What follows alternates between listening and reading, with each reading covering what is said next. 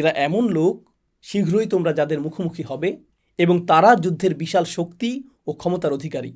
তাদের সামরিক শক্তি রয়েছে।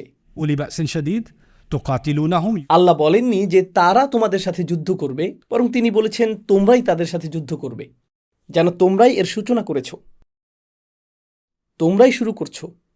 আও ইসলিমুন, অথবা তারা আত্মসমর্পণ করবে। ওয়াও, কোরআনে এভাবেই বর্ণিত হয়েছে।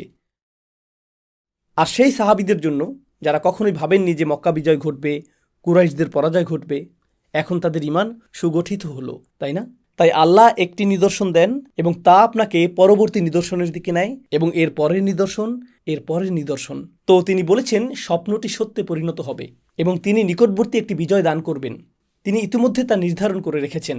فجعل من دون ذلك فتحا قريبا هو الذي أرسل رسوله بالهدى ودين الحق। আর কেন এই সকল বিজয় ঘটছে? কারণ আল্লাহই সেই সত্তা যিনি এই স্বপ্নকে